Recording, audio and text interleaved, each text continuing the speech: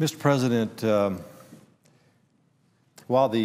even though the confirmation hearing regarding the nomination of former Senator Chuck Hagel for Secretary of Defense is ongoing before the Armed Services Committee, I would like to make some comments in terms of my thoughts regarding this potential appointment and the conclusion I've come to based on Senator Hagel's 130 pages of written answers to questions posed to him by the committee, the Senate Foreign Relations Committee, as well as the Senate Armed Services Committee, and some of the information that I've gleaned from, as my schedule allowed, from his testimony before the SASC, ongoing, as I said.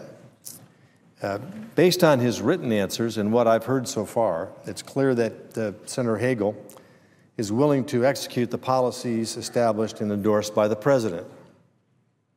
But the idea floated out of the White House that what the President has described as bipartisan balance, that's why Senator Hagel was selected, to consideration of the critical issues before us regarding the role of the next Secretary of Defense doesn't hold water.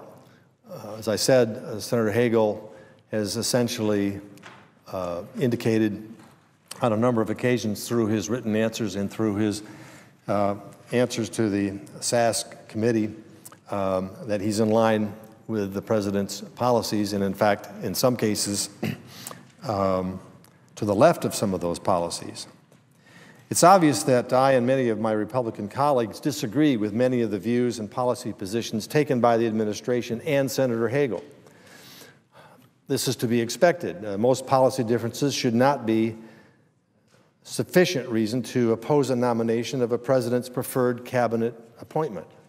Elections have consequences, and a president does have the right to his own advisors. However, this usual tolerance of alternative views has its limits. For me, the limit is when a nominee is of such a high position as the Secretary of Defense holds, when that nominee holds a point of view that places the United States in greater danger, then I believe, which I believe is the case for this nominee, then I think we have to really ask ourselves a number of questions before we give our support and before we make our decision. Senator Hagel's views about the threat posed by Iran's nuclear ambitions and the best way to counter that threat are significantly inconsistent with my own. Inconsistent with America's responsibilities, I believe, at this moment in history, and inconsistent with the security needs of our country and the survival of our friends. I've been focused on the Iranian nuclear threat for more than 5 years. After I left my position as ambassador to Germany and returned to the private sector, I joined the Bipartisan Policy Center, and together with former Democrat Senator Chuck Robb, we co-chaired a project on Iran. The Bipartisan Policy Center has been on the front lines of those ringing alarm bells about the situation in Iran and its pursuit of nuclear weapons. We issued our first report in 2008 entitled Meeting the Challenge, U.S. Policy Toward Iranian Nuclear Development.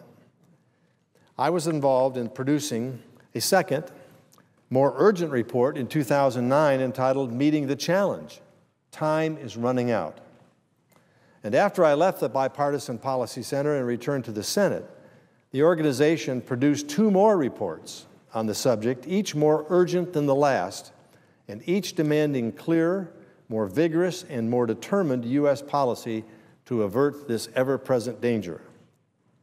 Each year since the beginning of my involvement in this Bipartisan Policy Committee project, I have become increasingly worried about Iran's continuing irresponsible and dangerous behavior and the administration's inconsistent, unsure policies to respond to this growing threat. Preventing Iran from gaining nuclear weapons capability is the most urgent foreign policy matter facing the United States and international security. The consequences of a nuclear weapons-capable Iran are not tolerable, not acceptable, and must motivate the most powerful and effective methods and efforts possible to prevent this from happening.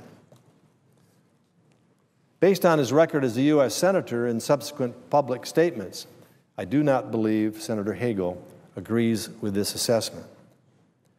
Since returning to the Senate, I've joined many colleagues in pressing for a robust, comprehensive, three-tracked effort to raise the stakes for the Iranian regime and to compel it to live up to its commitments and halt its weapons program. The first track is enhanced diplomatic efforts, and I mean enhanced. We have pressed the administration to create, invigorate, and motivate a much-enhanced international coalition devoted to one single objective: prevent Iran from gaining nuclear weapons. This doesn't mean simply repeated outreaches to the Iranian regime itself to engage in dialogue.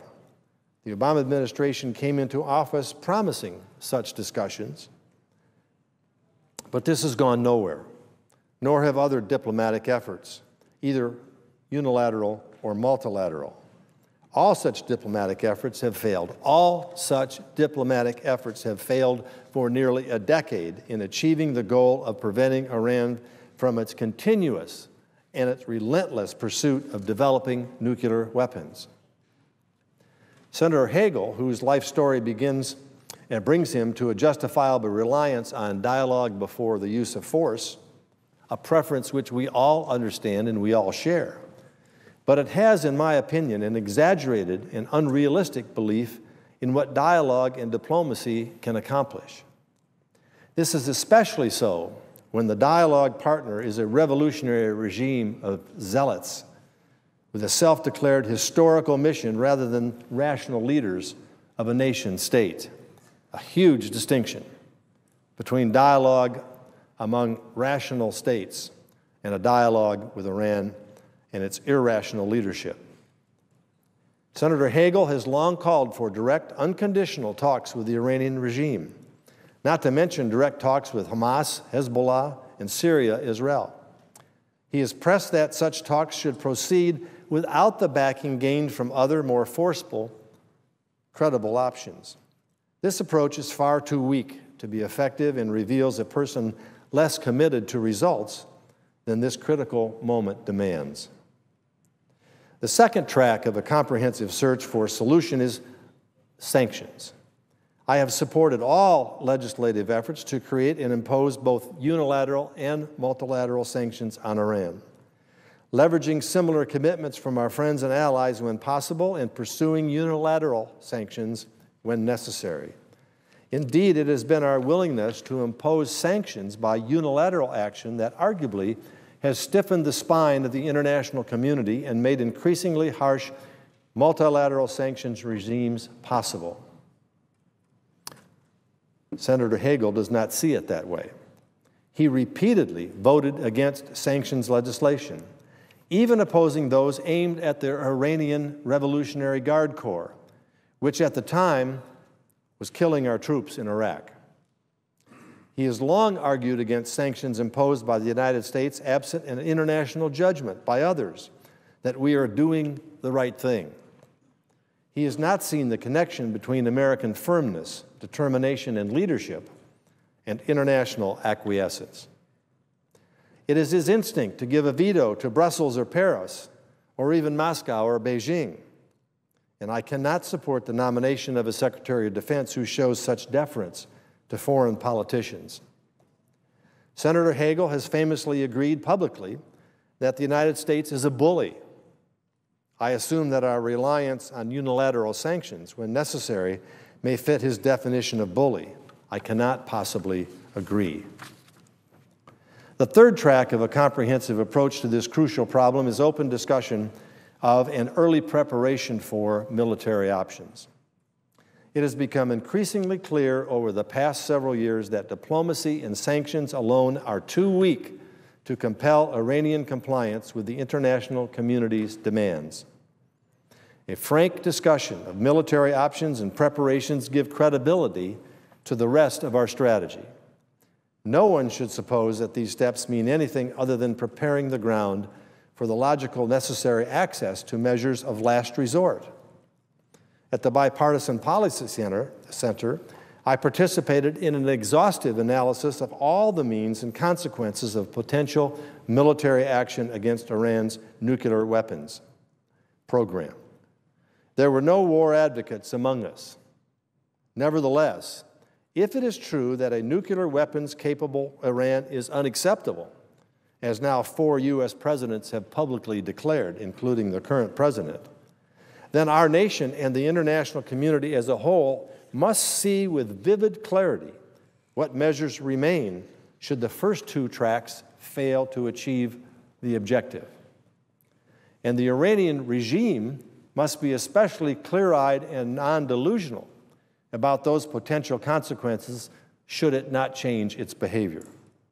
Indeed, to give the diplomatic and sanctioned tracks the essential credibility they require, the military option must be entirely believable. If, as the President has repeatedly said, Iranian possession of nuclear arms capability is unacceptable. I cannot conclude that Senator Hagel views the military option in this credible way.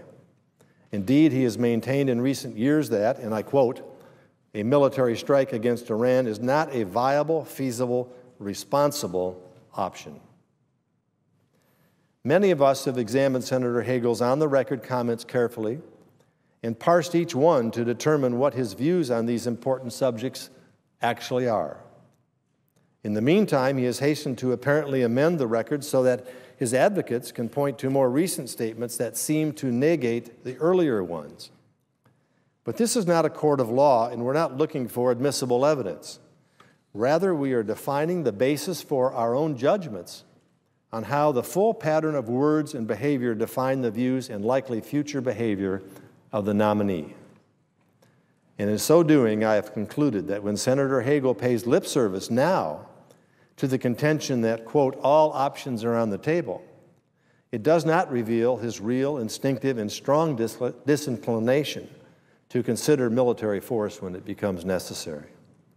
And for me, this is very nearly a disqualifying position for any Secretary of Defense. A related concern is what I believe to be Senator Hagel's views about the so-called containment option. This is related to his nearly notorious views about nuclear proliferation in general. He has famously said that, quote, the genie of nuclear weapons is already out of the bottle, no matter what Iran does. I fear that Senator Hagel holds the mistaken view that a nuclear-armed Iran is more tolerable than the consequences of going to war to prevent it. This is a dangerously corrosive idea. Indeed, my concern was heightened this morning when Senator Hagel, in testimony before the Armed Services Committee, referred twice to his support for containment. And it was only when someone handed him a note, presumably reminding him that the administration's formal position did not support containment, did he correct himself and say he didn't support it either. So what are we to conclude relative to what he truly believes and where he actually stands on a number of issues vital to our national security? The supreme fallacy of this containment option, as modified, is that it severs the spine of all of our friends and allies who are justifiably appalled by the contemplation of real military action. They will eagerly leap toward a containment option should others fail. But we must all see clearly that, in fact, containment means toleration. A nuclear weapons-capable Iran that we believe can be contained is one that we are therefore prepared to tolerate. This is an illusion and one that makes our task all that much harder.